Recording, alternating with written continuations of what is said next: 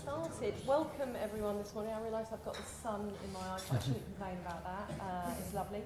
To this discussion of the Fixed Term Parliaments Act, the future of it, and the power to call early elections. Now, we've got a bit of a reunion going on here with some of the people responsible for the Fixed Term Parliaments Act. But we also want to get into a discussion about what next, because the Conservative Party have said in their manifesto and in the Queen's speech that they intend to repeal the Fixed Term Parliaments Act. It was passed in 2011, I'm sure most people in this room know, by the coalition government, and put the power of the Prime Minister to seek a dissolution away from the Prime Minister. But it also obviously was responsible for fixed terms. It also has led to a controversial discussion last autumn about the power also to vote no confidence in the government and its possible responsibility for the sort of difficulties, shall I say, that we found ourselves in the autumn. So we're going to talk about all of that, whether it was responsible and what should happen next.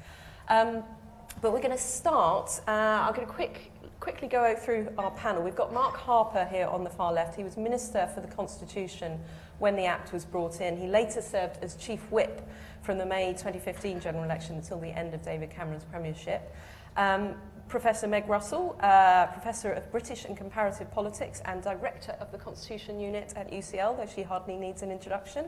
I've also got Matthew Hannay, who is now a partner at Flint Global, but was Special Advisor to Nick Clegg during the coalition and was also closely involved in the origins of the Act.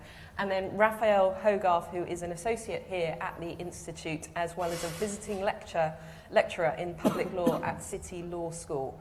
So I'm going to start with you, Matthew, to talk about the origins of the Act. It's often described as sort of the Lib Dems responsible for it in order to avoid the Conservatives stuffing them out of government too early.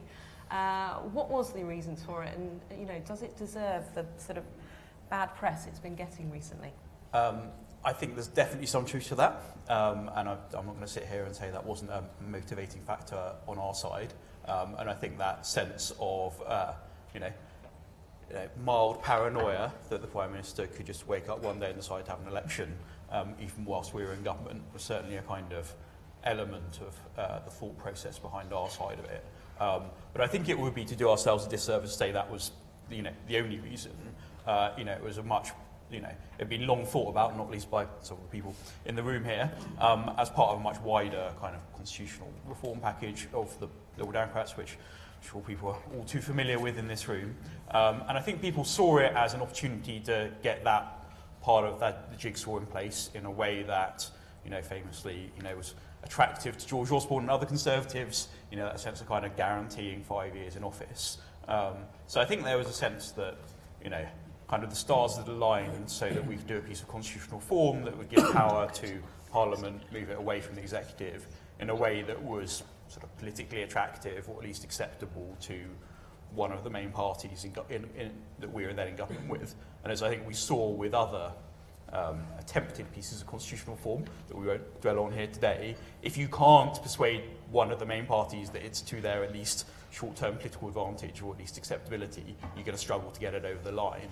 I think in terms of does it deserve the bad press, a lot of what happened in the last year was not about what powers were in place that have been put in place by the coalition government. It was about the electoral maths and about the situation in Parliament. And I think the Fixed Term Parliament Act became a kind of a proxy argument for what was weakness elsewhere. But so I'd say that what was important for us about what we were trying to do with the Fixed Term Parliament Act as well as that short-term political game I talked about, was laying a foundations for what you then see as wider constitutional reform, in terms of if you're on a fixed cycle in Parliament, in Commons, it then makes more sense if you then move to laws reform. It then makes more sense if you move to even a more federal system where you have stronger different parliaments, different devolved administrations. So all of that would kind of stack up from a Liberal Democrat, from a constitutional reform perspective. And so I think that it's difficult now because it sits not necessarily alone. There were other successes that some of us managed together. But it stands quite sort of isolated because obviously you've moved quite a long way towards empowering the executive, disempowering the executive, arguably empowering Parliament, and particularly the sort of a supermajority function, and as you've alluded to, tighter definitions on what constitutes confidence. Those are powers which sit uncomfortably with where we bluntly have landed now. So look, it was of its era. It was done for a specific reason. At that time, it was also done in the hope that it would be the start of a lot more. That hope has probably not entirely been fulfilled. Okay, thank you very much. Mark, I'm actually going to come to you now because I want to know, I mean, you were the minister effectively responsible for taking this through. Did it have adequate scrutiny? Could we have foreseen all of things that, came up later, some of the complications around how the 14-day period would go, what might happen during that time? Well, those are two different questions. So let me just, a slightly different perspective on what Matthew said. So I think certainly my understanding, and I wasn't involved in the coalition negotiations, but I think my understanding is the primary reason for the Act was because the Liberal Democrats were worried that the then Prime Minister, would call an election at a moment that it was electorally convenient to do so, and they wanted to make sure the coalition was locked together for the Parliament, which was a perfectly reasonable thing for them to be concerned about, and that effectively was the primary purpose of the Act. And actually, if you're going to judge it by that test, it served its purpose because the Parliament between 2010 and 2015 did run its full term, and I would argue, and I think actually, and certainly I think Nick Clegg would argue, and I think most Liberal Democrats who were in government then would argue, that government delivered its primary purpose that it was formed to solve, which was to deal with the financial crisis we had and the state of the public finances, and take difficult decisions, necessary difficult decisions, to stabilise the public finances and get those back into shape. And I think that was, reflected by the result in 2015. There was a rather disproportionate thanking by the electorate of the parties in government, and we did rather better than the Liberal Democrats did. But I think the government was judged to have fulfilled its central purpose. So I think to that extent, the Act did what it was supposed to do.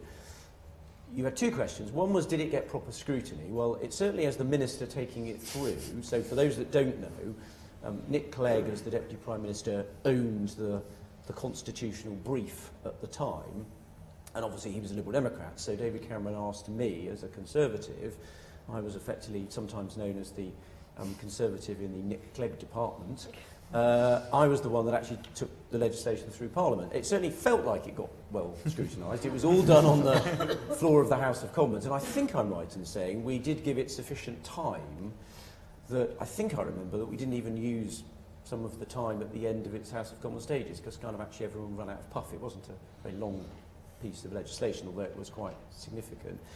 And the House of Lords made some changes to it, which we accepted. So, for example, the piece on the form of a no-confidence motion that would trigger a general election, that has to be in a very specific set of prescribed words, that wasn't in the original drafting of the Act. That was inserted by the House of Lords, and we accepted that, those changes that they'd made. So I think it did get properly scrutinised. Second, more interesting part of your question is, did we foresee every possible eventuality that took place last year? The answer is no, we didn't. I mean, this is one of the things maybe people have questions about. The no confidence piece, on which much was written, it's worth just saying, it didn't set out, here are all the ways in which a government can lose the confidence of Parliament.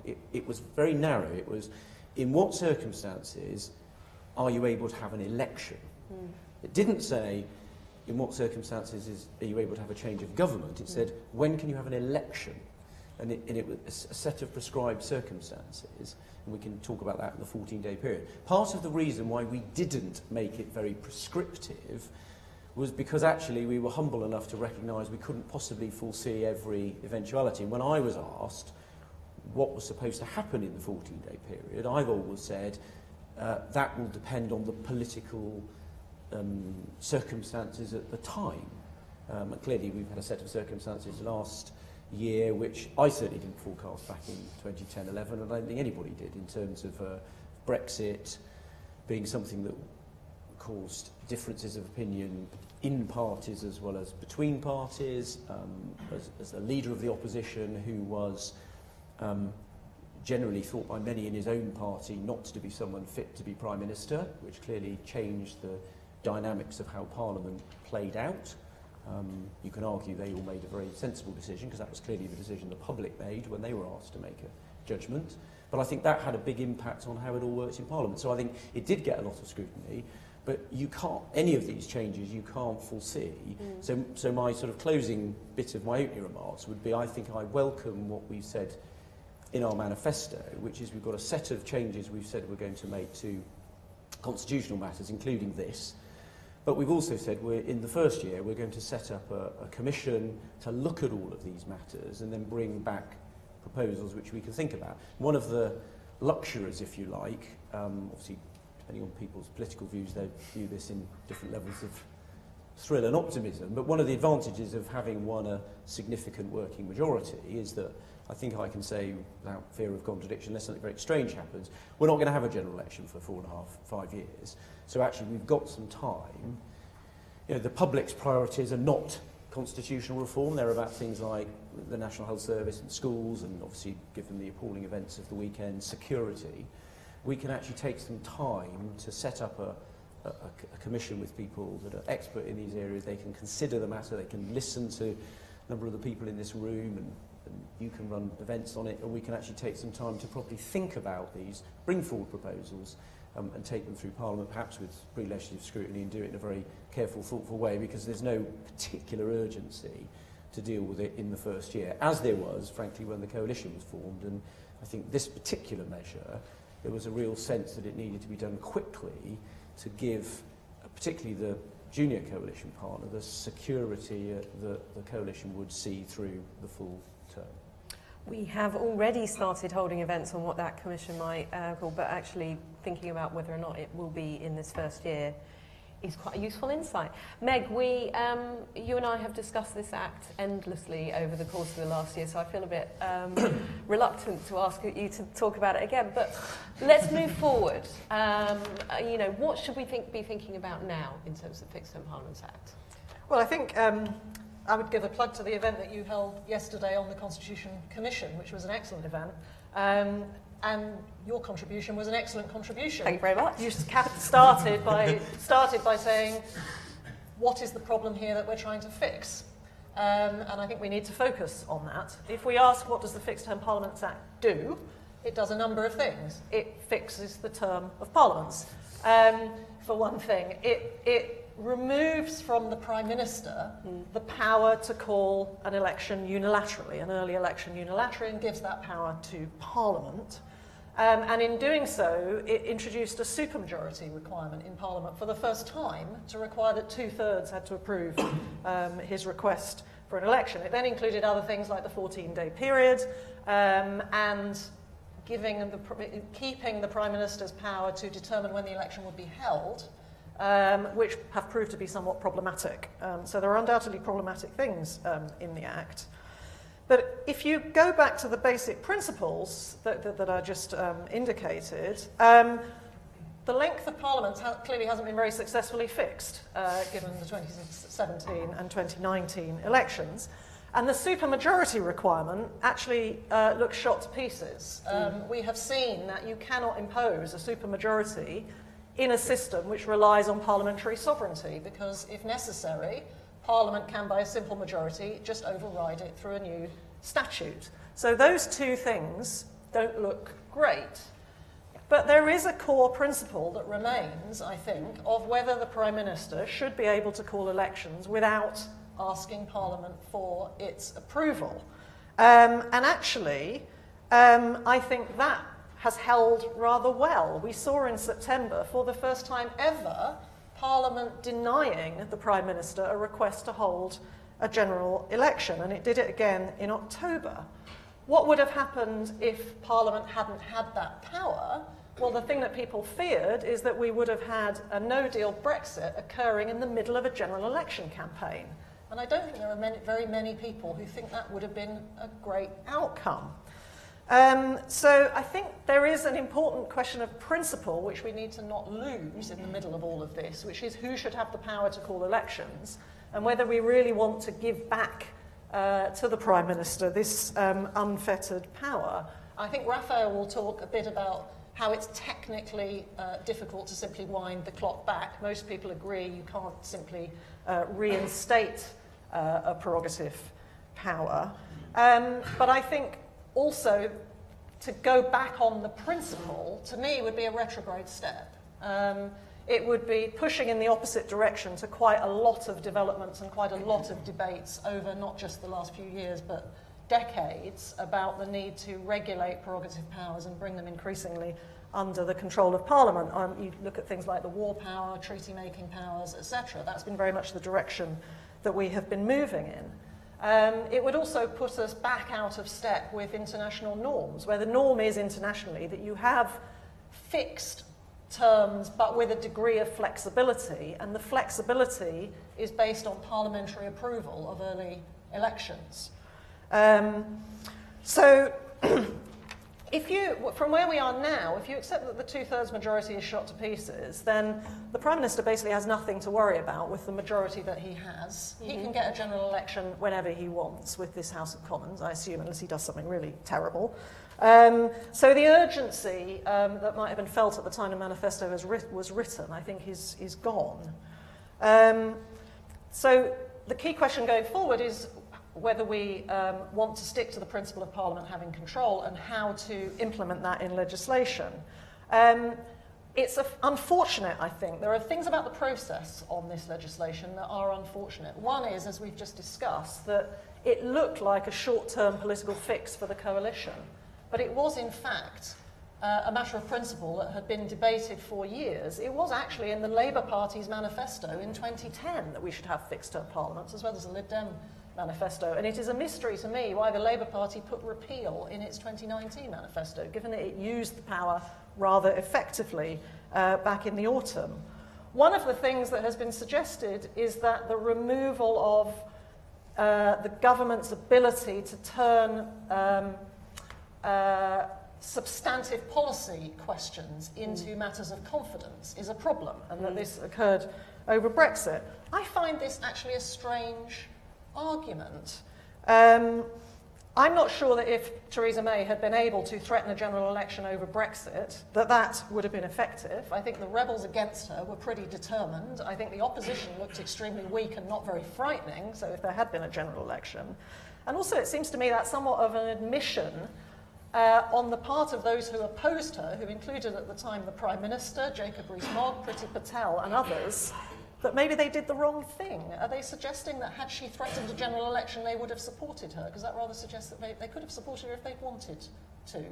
There are things about the process which I wanted to talk about, but let's come back to those because I'm running out of time. I'm sure we can get... The process last time was not great, and next time we need to do better, but Raphael might want to talk about those same things. All right, well, let's see about that. Raphael, so two things we want you to cover then. What do they have to do if they're going to repeal this? Is Meg right? There's controversy about, or at least questions about what manner they would do, and also what are the risks?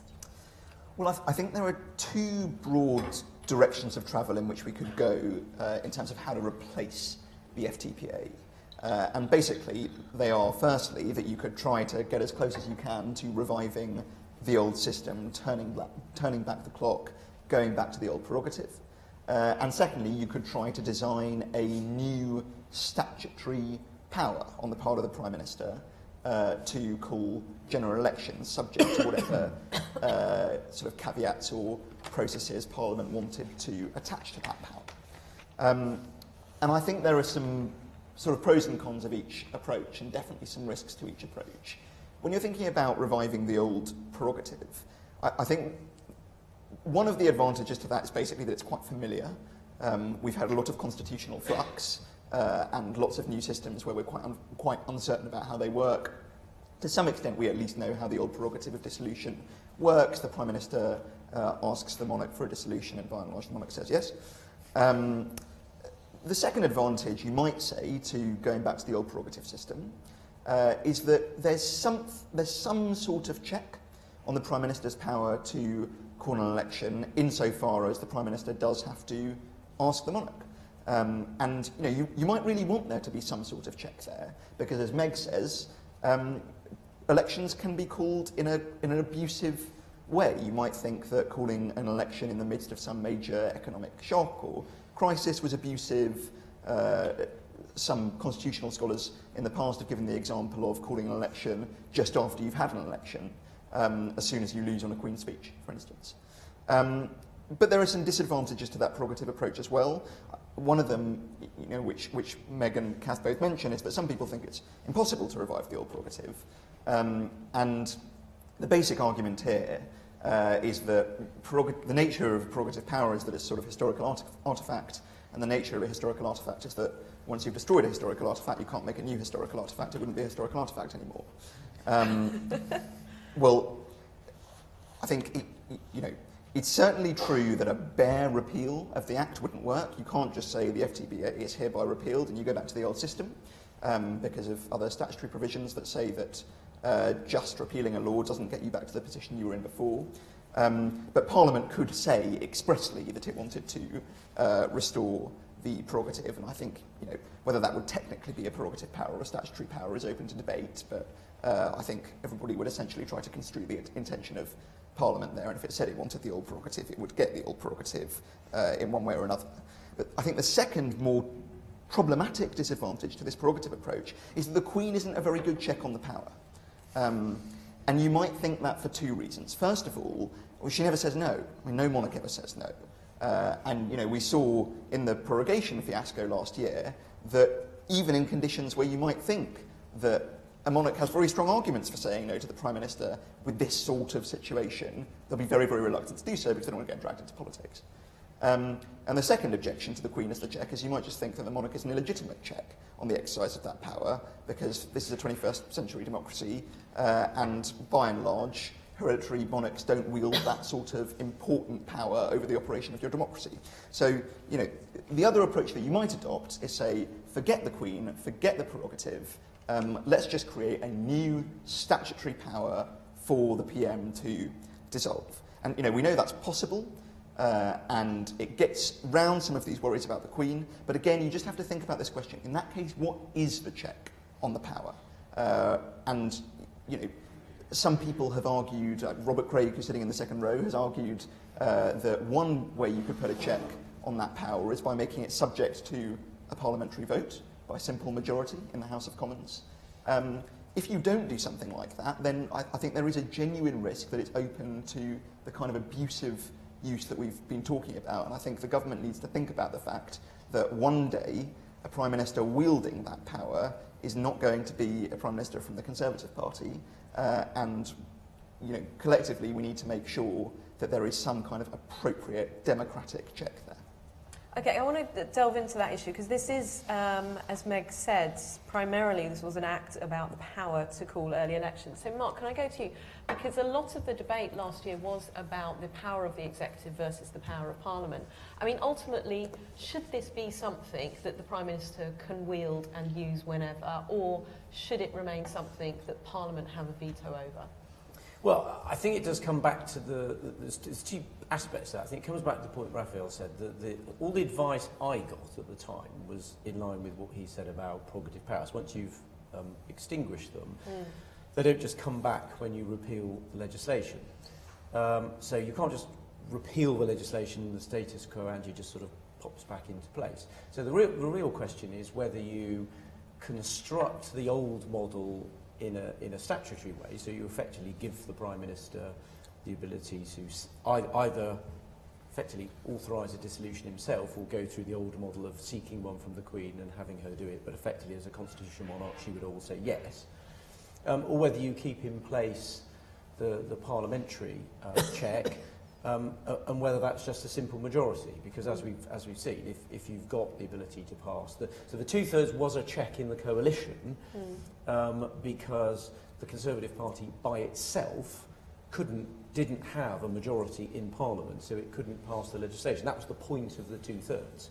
It was 2/3 because that was set at a level which, if you went back over quite a lot of history, you know, governments generally didn't get 2/3 of votes in Parliament, so it was broadly to stop a single party being able to deliver it. But because in our system you can't entrench constitutional legislation, it isn't really a check at all. So you might just say, give the Prime Minister the power to seek a dissolution, and it has to be approved by a majority in Parliament, and then frankly, as long as you've got a majority, you're going to have an election. So you have that formal parliamentary check, but actually for all practical purposes, it's pretty much back at the status quo ante. And that might well be where we end up, given the most recent set of events was the frustration last year. And I don't think it was just Conservatives that were rather frustrated by the events of last year. I don't think sort of the last 2 years of constitutional shenanigans, the public felt that was a good, you know, operation in Parliament particularly. And I think by the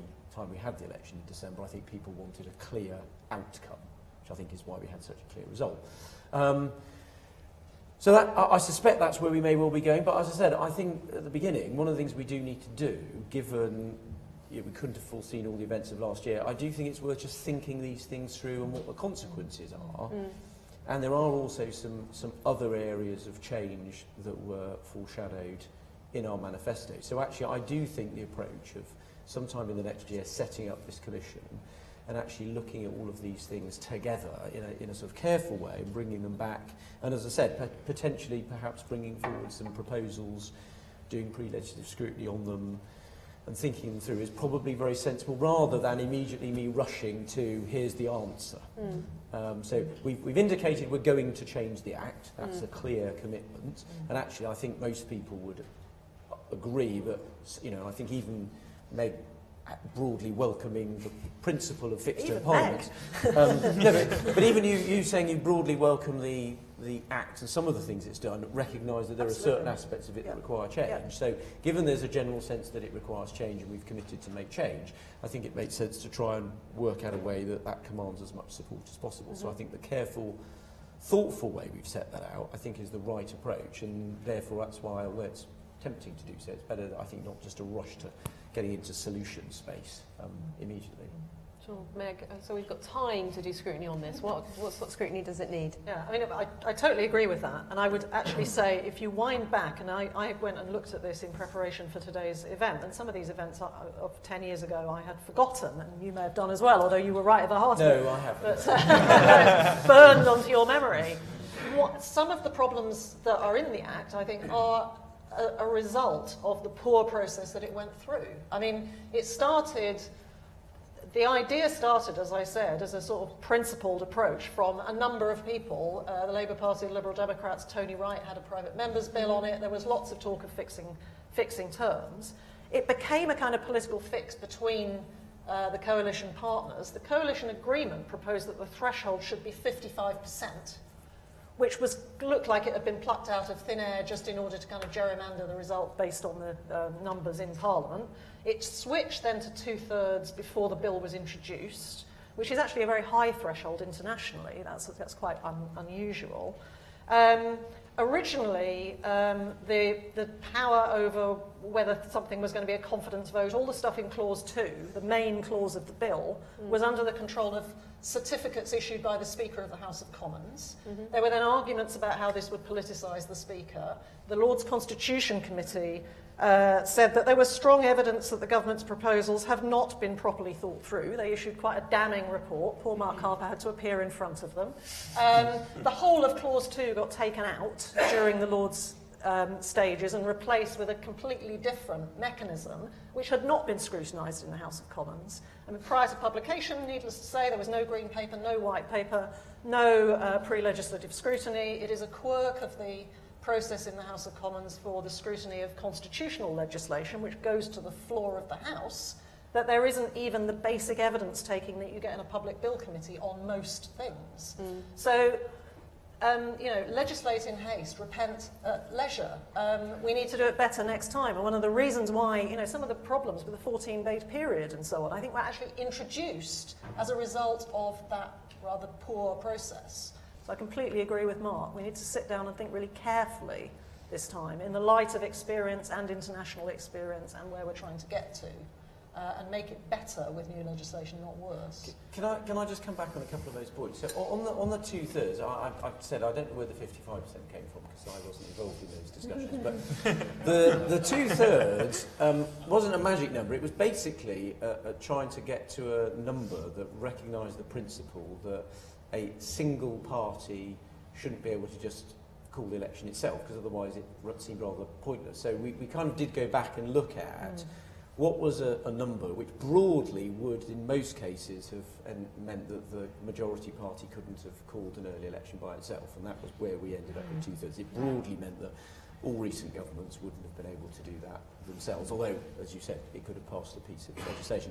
I'm going to just push back a bit on the process a bit, because actually, first of all, the House of Lords always criticises the House of Commons for scrutiny, and even when you take bills through pre-legislative scrutiny and you adopt every single recommendation that the Select Committee makes, and you do that, and you have ample days where the House of Commons runs out of time to debate something, the House of Lords still says this bill hasn't been properly scrutinised and it requars the House of Lords to do it properly, because that's just what they do, right?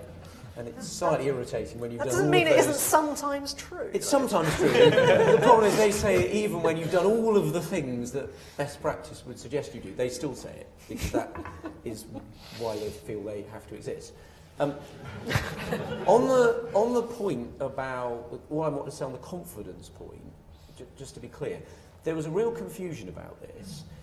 The bit in the Act about confidence was specifically about in what circumstances would an election be triggered. It wasn't a comprehensive set of rules about when governments would lose the confidence of Parliament and have to go. It was about in what circumstances would an election be triggered. And all the debate we had last year, which was why I raised the point about the Leader of the Opposition, not in a party sense, but it was part of quite a lot of the politics. It is possible in our system for there to be a change of government without an election. But that presupposes that the Leader of the Opposition is a person who is both acceptable to their own party and also broadly acceptable to a majority of people in Parliament. And one of the things that I think caused a lot of the debate last year, and I don't think this is a terribly controversial point now, is that the Leader of the Opposition wasn't an acceptable Prime Minister to a majority of members of his own parliamentary party, and he was toxic to all of the other opposition parties. It was very clear. Part of the reason, I'm guessing, why the Liberal Democrats and the SNP behaved in the way they did when they basically supported an early election was because neither of them were prepared to put Jeremy Corbyn into power, and they wouldn't support a government led by him. Now that is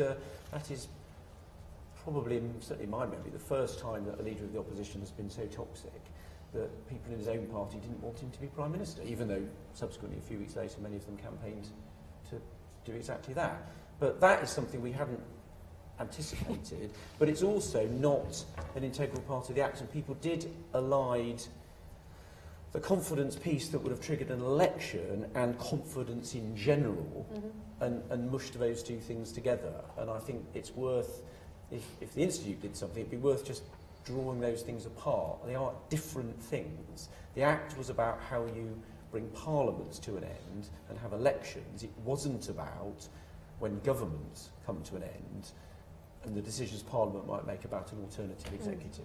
I mean, it certainly did become an issue. I spent a lot of last year trying to explain that conventions on no confidence still existed despite the Act, but it did get to the point at which there was a belief in our parts of our political class that the only way you could bring down a government was using the Fixed Term Parliament Act, because it was the only legally watertight way of doing it. But that leads us into a whole conversation about conventions. We'll get into that. First of all, Matthew, I just want to ask, 55%, was that you? But more importantly, I mean, again, broadening this out, is this something about the sort of majoritarian culture of our parliaments and, you know, the ways, does it disfavour, as it were, smaller parties? Is that one of the reasons why the Liberal Democrats needed to do something to try and protect them?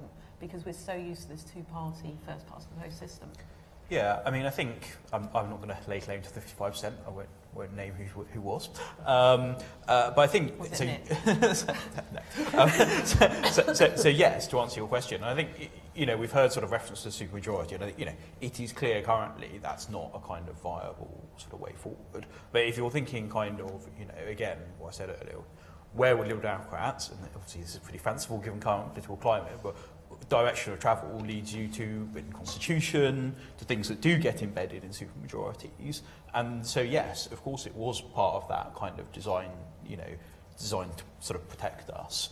But I think also, and this is where the elements of the bill do have a logic in terms of why they sit together, at least from sort of a smaller party's perspective, of, there was concern for us as, not just in the way we talked about the PM being able to trigger an election, but also things being notwithstanding Mark's very fair point about eliding confidence and calling an election, the PM deciding things were a vote of confidence on a particular policy where there hadn't necessarily been collective agreement inside a coalition or it had been set aside or whatever.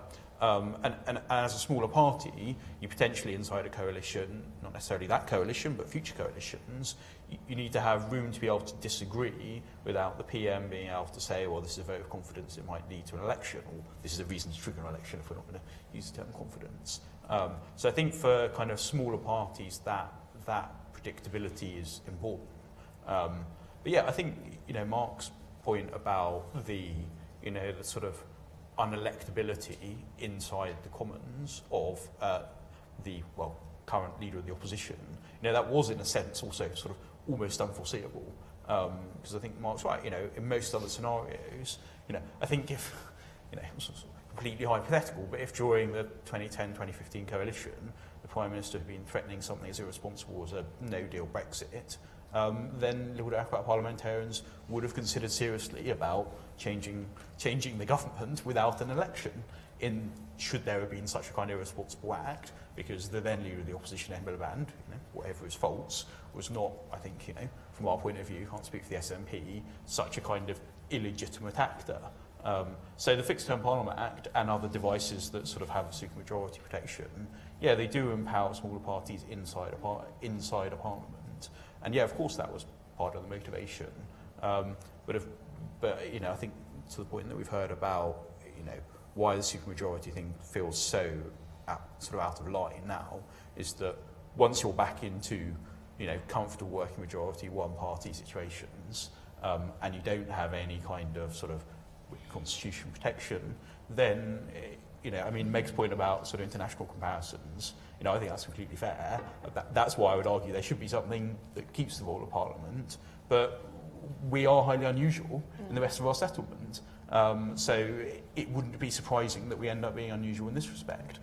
I would not regard that as a good outcome from my sort of political philosophy perspective, but it's not, neither would I see it surprising, it's sort of logical. Okay, Raphael, I do want to come back to you on the question of conventions, but I'm going to grab a few questions from the audience first. There are a couple, and Graham Cowie at the back. If you could, Graham, we are being live streamed, so if you could say who you are, that would be great. Graham Cowie, House Commons Library. Thinking about what the legislation will have to specify, given that bare repeal doesn't bring us back to the status quo ante, how long should the maximum term of a parliament be? And should that depend upon whether there has been an early general election before it? Okay, and next at the front here. Thank you. Robert Craig, thanks for the shout out, Raphael. My modern review article is available if you email me. I didn't send it along yet. Anyone who wants to read it, happy to do that. In terms of reviving the prerogative through bare repeal, yes, a bare repeal would fail, but an express revival would work. Section 16 of the Interpretation Act says you can't, if you repeal an act, then nothing that wasn't enforced comes back into life, unless expressly said so. So it is possible to do it if we want to. In terms of the idea that it's been extinguished, Benyon, on statutory interpretation, which is the definitive account for many people, describes it as an analogy of a rug on floorboards. Once you remove the rug, the boards reappear. So the idea that you can extinguish the prerogative is also, in my view, mistaken. Finally, on the ripple effect of the confidence the confidence doctrine, the problem with saying that you put the confidence doctrine into statute is that you create real confusion as to the effect of a loss of confidence if you can't have a general election. That's why and finally, the Prime Minister's power to call in a general election is being sort of assumed that that's bad, but the Prime Minister has the confidence of the Commons. They are the tip of the spear. That's the idea that they shouldn't have the power to call an election. It needs to be argued for. It's not by no means obvious that it's wrong for the Prime Minister to be able to call a general election. The reason it's entirely reasonable, in my view, is because they have a democratic accountability immediately at the hands of the electorate for that decision. So the idea that it's in principle wrong for the Prime Minister to have that power needs a lot more argument in my submission. Okay, and then at the back there, just thank you. Alex Allen, former civil servant. I'm interested in what the views would be if there was a statute with a power for the Prime Minister to call elections, partly picking up Meg's point. What would be the advantage, or should it include a power for the Prime Minister to nominate a particular motion on something different as an issue of confidence, so that if that was lost, an election would automatically be called? That's a good point. Raphael, I'm going to start with you on all three of those, I guess. I absolutely agree with Robert that express revival of the prerogative is possible. And this would be saying in a repeal or whatever that the prerogative is now restored. Basically that, yeah. Constitutional lawyers will debate whether that is truly a prerogative power or it's actually a statutory power masquerading as a prerogative power. But I think the only circumstances in which that could ever conceivably matter is if the exercise of the power were judicially reviewed on the basis that the courts take a slightly different approach to reviewing prerogative powers and reviewing statutory powers.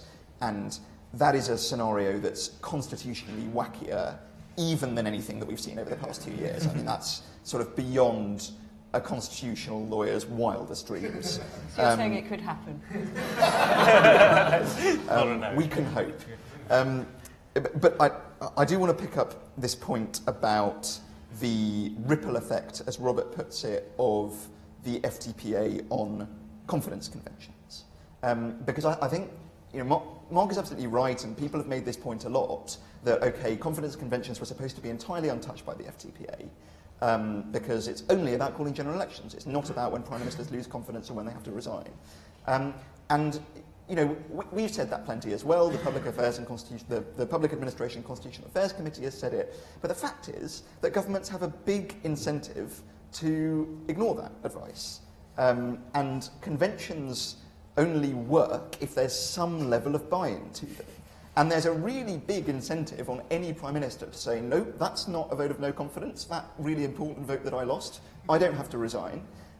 So however much we say the FTPA didn't touch that, it's created a sort of impression in Westminster that confidence conventions have changed. And once you create an impression among all of the people that conventions are supposed to operate on, that the convention has changed, well then, to be honest, that basically amounts to the convention changing.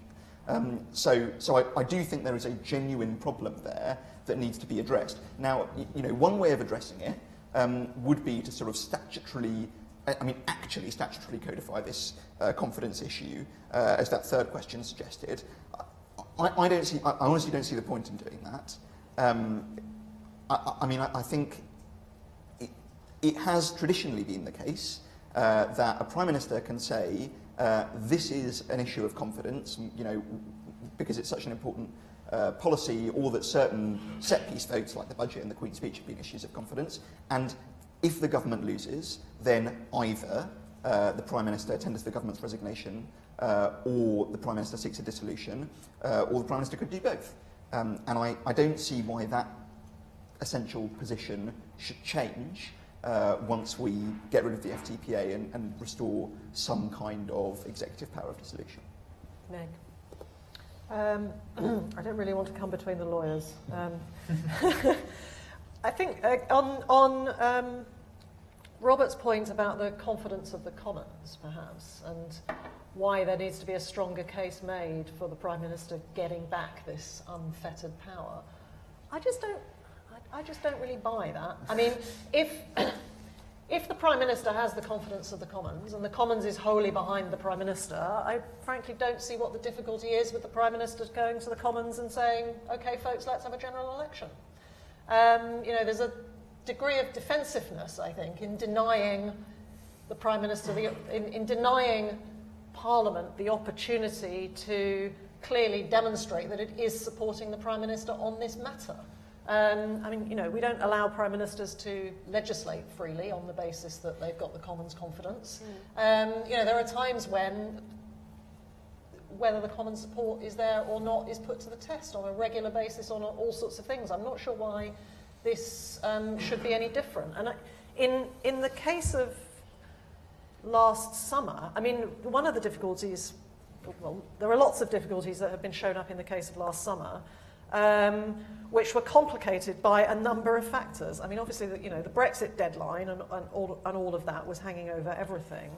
But we also had a Prime Minister who had been in office for one day before Parliament broke up for its summer recess, and then a long summer recess. So, you know, there's a question of when does the Prime Minister get to demonstrate that he has the Commons' confidence. There was, despite what Mark says, and I do agree with much of what Mark said, there were quite lively discussions going on over the summer about the possibility of bringing down the government. I mean, whether that would have happened or not, we don't know. But you know, one of the problems with the 14-day period is that it doesn't. Lots of problems with the 14-day period, but one of them is that it doesn't actually require Parliament to be sitting. So you know, there are times when I think a vote in Parliament on something positive, and I think it's interesting, David Nartzler is sitting here and I don't know what he thinks on how we deal with the 14-day period, but my instinct on the 14-day period is you're quite right, it needed to be left to politics, but that politics probably needed to be in some way codified in the rules of the House of Commons. It was a standing order question, not a statute question, but there were no rules. It wasn't clear what the process would be to get to a new government. But for all of these things, the Commons has to be sitting. And you could imagine a time when the Prime Minister calls an election when the Commons isn't sitting and it is in doubt whether he has the confidence. So I would say just go to the Commons and ask them whether they approve. Mark. So, without, perhaps people do this all the time, but I will avoid the temptation just to repeat stuff. The point I would come back to about how we're clearly going to make a change, we've made a commitment to do it, but how we do it, and I think it's just worth thinking about events of the last few months as well. There's an argument, I think, I don't have any particular problem with the Prime Minister having the power, and I think Robert makes a very good point. If you've got the confidence of the Commons, you are going to just test it with the public, and if you've made a shocking misjudgment about what the public's views are, you're going to find out quite quickly. Given the way, and I personally don't feel this was appropriate, but it's the judgment they made and we accepted it. Given what happened with the Supreme Court's judgment about the advice the Prime Minister gave Her Majesty about prorogation, I think there may be some merit from the Prime Minister's point of view in having a vote in Parliament rather than just going back to the prerogative power, because the danger is that because we changed it, and I accept the argument that you could expressly revive the prerogative power, although arguing it's not a prerogative power then, we can have a theoretical debate about that. The danger is, as a Conservative, I don't want the monarch to be dragged into politics. And we saw with the prorogation advice that she accepted, properly accepted as a constitutional monarch, there was an attempt by some people to drag her into that debate. And I think there is a danger that if you just had the prerogative power, given the way that the Supreme Court has now behaved, if the Prime Minister wanted to call an election and used the prerogative power, revived prerogative power, whether it would succeed or not is not the point. It could be challenged in court, and I don't think that will be at all helpful. So there's an argument that if you go back to having a simple majority, for example, the Prime Minister makes the decision, it is his decision, but because Parliament has supported that decision, I think in those circumstances it is absolutely clear that the Supreme Court would not entertain trying to overturn a decision of Parliament, whereas they have demonstrated they will entertain and overturn a decision of the Prime Minister in terms of the advice that the Prime Minister gives to Her Majesty. So there is something we ought to just think about, given our Constitution is unlike some countries, and I personally think this is a benefit of our Constitution, it's a living, breathing thing that changes. We do need to think about not just whether a legal challenge will succeed, but I want to keep the monarch and our constitutional monarch out of that political debate. So there's an argument that if you want the Prime Minister to have the power to call an election, for that not to be challenged in court, and not therefore to have that argument about his advice to the Queen, it might be in his interest, not just this Prime Minister's interest, but any Prime Minister's interest, to actually put it, or have Parliament make that decision on his initiative, because I think that then does keep the courts out of it. Because I don't think any court, well, any court that decided to try and overturn the expressed will of Parliament, I think would be a court not long for this world. So I think that would be perhaps a better check and a better outcome than just trying to revive the status quo ante, perhaps. I'll be brief. I'll give a brief answer to the question at the back, as no one else has. I'm happy with 5 years, but, and it's a big caveat, of course, from my perspective, but with a nice sort of off-cycle elected second chamber to hold them to account and keep the feet to the fire. And again, that was the logic of the package. And again, to the kind of what are sort of norms for comparable countries, you'd say that is broadly it. Clearly, it's the case for 4 years. That's obviously a norm in lots of other countries. To the question down here, I mean, I think it's an interesting one. For me, I actually think Mark's kind of logic and argument about the core I find very compelling and probably, yes, it almost would be logical for any sensible Prime Minister to do that. But I would also come at it from a different perspective of just a kind of straightforward, well, ultimately we elect Parliament, not the executive. And so if a Parliament is going to be curtailed, it should be Parliament itself that's making that choice. Now, it may well be effectively a rubber stamp, so be it. But, we elect MPs, we elect them for a good reason, genuinely do a good job. It should be up to them to decide whether the Prime Minister has made a good case for the Parliament to come to a premature end. If they have, he has an election. If they haven't, as we saw, then, he has to go and make his case again. Okay, let's do a new round of questions. Okay, I'm going to go, here in France. And then Paul Evans. Jonathan Sumption yesterday wisely advised us not to make a constitution in the light of the last 9 months' peculiar events and think a bit more broadly. So it's only twice, I think, in the 20th century that a confidence motion brought down a government, 24 and 79. 79 one is a bit of an exception. It would have finished anyway, a few weeks later. So it's not really, I feel, the issue at the heart that we should spend all our time thinking about. And part of the reason for fixed term parliament, I think the argument was to take away incumbency advantage. And I wonder if the panel thinks that is still a valid and worthwhile consideration in thinking about fixed term parliaments. Just briefly on the repeal and revival, I think it would be incredibly unwise for Parliament to leave the legal situation for constitutional lawyers to argue over, and they might as well just get on and do something that everybody understands. good points. Behind them, please. James Kidner. I work for a technology company called Rebellion. I came here really for a sort of history lesson because this was a fairly major constitutional change and I didn't feel I knew much about it. And what I'm struck by is that no one on the panel has really gone back further than 2010. And I'm intrigued to know whether there had been earlier discussion of this, because it seems to me that it's all about tactics, so it's all been about tactics, and none of it's been about strategy.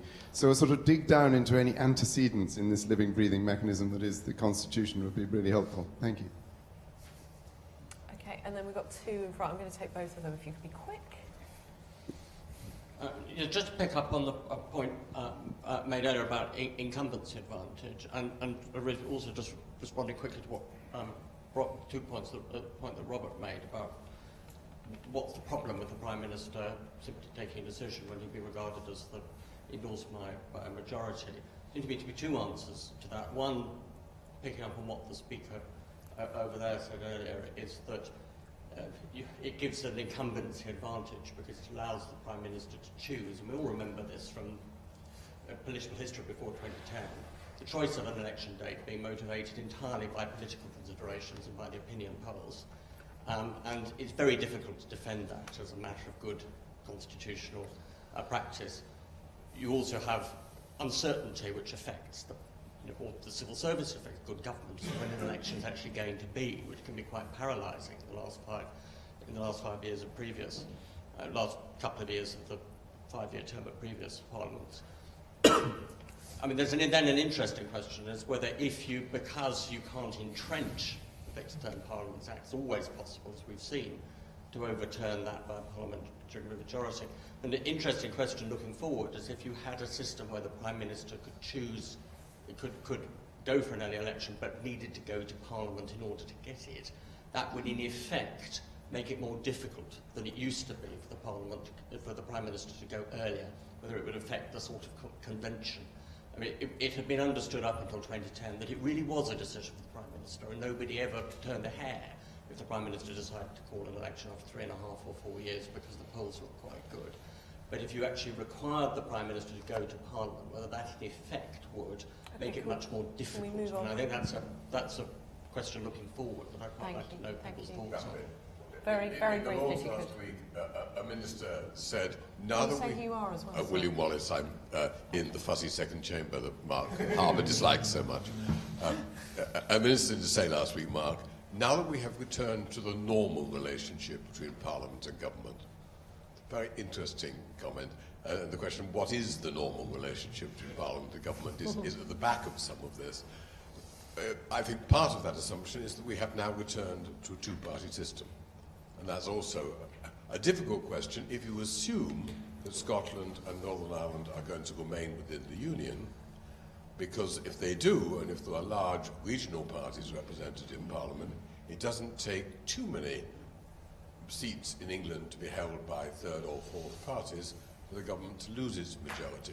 And then the Fixed Term Parliaments Act or something becomes much more relevant again. So I really want to ask you, what do you think the normality to which we may or may not have returned is?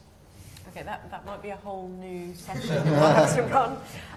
Okay, panel, I'm going to go this way very quickly, if you could, because we're running out of time. So feel free to answer as many comments and questions as you can, or not. Okay, so I'll just pick up two themes from that round of questions, particularly from the first. Why are we getting so hung up on confidence when no confidence votes don't bring down governments very often? Reasonable question, but there are governments do win confidence votes much more often than they lose them. And you know, if you look through the 20th century, all the times the government has made something a vote of confidence in order to drive its agenda through the House. You know, that happens quite a lot, and so you might think that that's quite an important mechanism because it basically it allows government to say to its own backbenchers, you know, it's squeaky bum time, either agree with our agenda or you're letting the others in or we're getting an election. It avoids the kind of paralysis situation that you had last year that a lot of people objected to. So that's something to think about in terms of the value of that confidence process. The FTPA, yes, was supposed to take away incumbency advantage, and there is some evidence that calling early general elections does give incumbents incumbency advantage. There's some research by an academic called Petra Schleiter that shows that I think it gives a 6% seat bonus to call an early election over and above getting to the end of your term. But the issue is, you can always just repeal the FTPA in respect of this election and get your election with 50% plus one of MPs. So I think there's a question, does it genuinely, well, that's true, but I just wonder whether the House of Lords would ever say no. So I just wondered, could any piece of legislation genuinely get rid of that incumbency advantage, or do we just have to accept that it's there? Okay, I mean, I think to this point about kind of civil service planning and kind of good governance, I think, you know, that was kind of the classical defence, as it were, of what was introduced in 2010. It was, you know, we've got 5 years, Mark alluded to it earlier, you know, take the hard decisions. Actually, ironically, if you look at kind of some of the stuff that this government has said, including the Prime Minister's Chief Advisor kind of on the record, was like, we've got 5 years, we can do some hard decisions now, you know, can do an SDSR, can do a spending review, all these kind of things. And, you know, there is a case for that. But ultimately, those have not been the factors which have been at play for how long a parliament lasts. Should they be? Quite possibly. Have they been, as far as any of us can recall? Sadly, not. On the kind of incumbency advantage, that was definitely a kind of part of the calculation for us. I haven't seen that evidence. It's interesting. I'm slightly less. I can't think of a British general election that's actually been sort of hinged, where you say the outcome has been dependent on the PM calling it early. In fact, arguably one where they got it wrong, of course. It's not obvious that's made a material difference, but that was part of the calculation. And then finally, to the interesting question about kind of strategy. And forgive me for sort of labouring the point. I think on our side, there was a strategy on this. It has failed miserably, which was namely that this is one brick in a written constitution or a whole set of constitutional forms that could see supermajorities being the norm, that would see, ideally, proportional representation, elected second chamber, federal systems, all of these kind of things. And then this does fit together. We haven't got that. There's no likelihood of that happening anytime soon, although hopefully we'll pivot to a new normal for William that means that perhaps there is some strategy to this. And just on the prehistory question, I mean, most of the stuff in the archives is about the role of the Queen in granting a dissolution. What would be the circumstances in which she would say no? So that is the big question that we face now, is do we revert back to that? Meg? Incumbency advantage, yes, definitely is an argument in favour of fixed terms. There are other arguments in favour of fixed terms as well. Certainty for the civil service, certainty for electoral administrators, the difficulty of clashing with the timetable for the devolved elections. Yes, there are lots of arguments for fixed terms, but the fact is the recent period has shown that they cannot hold in a system where you have parliamentary sovereignty and, as you say, the key word, entrench. No means of entrenching it. In most other constitutions, the Constitution would set the fixed term, and that sits above ordinary law, and you wouldn't get into the situation. But, that's the situation that we have. And if we stick with parliamentary sovereignty, then, we're stuck with things which are a bit flexible. And I think that had circumstances been different over the last few years, the fixed terms might have stuck. Even the two-thirds majority might have stuck. But, we have seen them break. And having had an early general election bill once, that will become a thing that could be pursued again. So some of this stuff is just gone now, and we have to pick up what we can and pick up the most important principles and try and try and codify them. I think William Wallace asked a really important point about what is the new normal, and I think the answer is we don't know. Look, over the last 10 years, we've had a coalition government, we've had a narrow majority government, we've had a minority government, and now we've got a large majority government. And this is one of the challenges for people who are making constitutions, not just on this, but on all the things that might be considered by the Conservative Constitutional Reform Commission, that we have to come up with solutions which will be flexible and suitable for all of these different potential circumstances, because we don't know what we're going to face. And that is a strong argument for what Mark Harper has said about the need to really think through carefully what we're doing on this and make sure that it is robust to future circumstances as best we can. Mark? Let me just pick up a few of those points. On the confidence question, I think Raphael's right. Although there may not be very many examples of it, I think it is central to people's thinking. For those that don't know, in the Government Chief Whip's office in Downing Street, there is the original telling slip from 1979, which has got the 311, 310 fateful result on it. And it does rather, the fact it's there, it does rather remind you, when you're the Government Chief Whip, about the importance of winning votes, and it's only winning votes that keeps you in power. And that's not a trivial point. I mean, in our system, and I think that's why it's worth just thinking in a parliamentary system as opposed to the US presidential system with the separation of powers, you do need to keep the confidence of Parliament. I thought a very well-made point from Paul was the point about not being overly influenced by the events of the last few months. So I think actually a part of the point about taking some time is if you made a decision now, it would inevitably be heavily influenced, overly influenced by what's happened over the last 6 months and Brexit and the challenges that the Prime Minister faced in getting an election last autumn and the result of that election, and that might skew where we ended up. So actually, I think taking a bit of time and maybe making these decisions, having looked at a report and taken some time to think about it sort of in the middle of this Parliament is probably wise, and then we'll take a more balanced view looking at history. I think picking up William's point, so I'll just do that and then the final point. William's point about what's normal, I think probably what was meant was rather than the government being in charge, more the House of Commons being in charge and the elected chamber, and the fact that the government has a majority in it means ultimately the government will get its way because it has a majority in Parliament. And yes, the House of Lords will influence legislation in terms of its traditional role of improving the drafting and fixing obvious flaws, but on the fundamental political arguments, the House of Commons will get its way, as I think is proper. You mean the government? The House of Commons, the elected House, will get its way, which I think is always worth the House of Lords remembering. Time the House of Lords decides it's not going to accept that, it won't be around for very long. But it always has remembered that, which is why it's still there, because that relationship is there. And I think we tested that over the last few weeks on important principles. On the point about what's normal, and I think William's point was right and Meg's was right about all the different scenarios. It is worth just thinking about I think one of the advantages of our system over many others is that it's flexible. And I always have this argument when people talk about having a written constitution.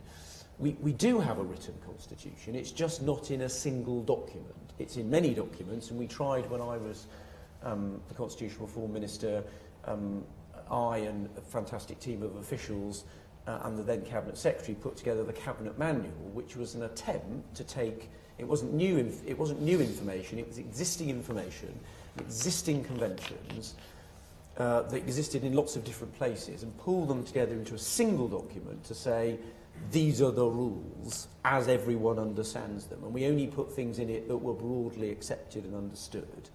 And I think there was a sensible process to do that.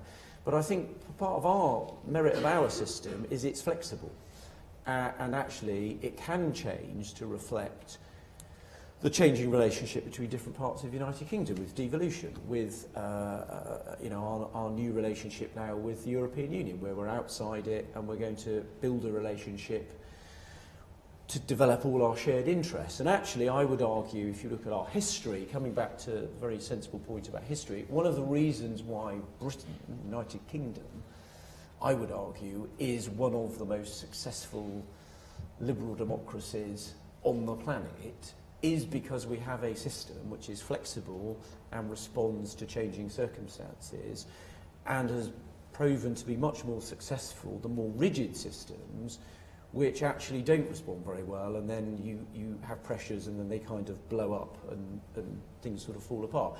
So I suppose one of the things to think about is the extent to which we wish to codify and fix things, but actually the extent to which they want to be flexible. And there is an argument that having the Fixed Term Parliament Act as an underpinning was fine, but actually it was also fine for Parliament to make a decision last year when I think there was a general sense that it couldn't go on like that and something needed to happen. The decision that Parliament took to have an election, to give the public an opportunity to say, are we going to deliver the result of the referendum in 2016 or are we not? Make your mind up, people. That ability to make that decision and then have an election, make a decision, have a government with a majority and get on with stuff. I think, frankly, I found on the doorstep, even people that weren't Conservatives, just wanted a government that could actually do some governing, even if they weren't necessarily going to agree with every single thing it did. And our system demonstrated, painful, but it actually got there. We had an election, the public made a decision, and ultimately in a democracy, people make the decisions and they get the governments they want, and things that people vote for should happen. And it's been a bit bumpy over the last few years, but people voted to leave the European Union and people voted for a government to get that job done, and that's why we are where we are. why we are where we are. Right, that sounds like a good point to finish on. Meg has pointed out we should mention, of course, there's a statutory requirement to review the Act this year anyway. So somebody is going to be looking at this in a lot more depth, and we wait to see what happens with the government's Constitution Committee. And the House of Lords Constitution Committee is doing an inquiry on it at the moment. So if the government is holding back a little bit, which sounds like we all think is healthy, there will be lots of reviewing happening this year. Yeah, so plenty more opportunity to discuss it. Thank you all for coming. I guess watch this space, and we will see you all again soon, I'm sure. Thank you, and thank you to my panel.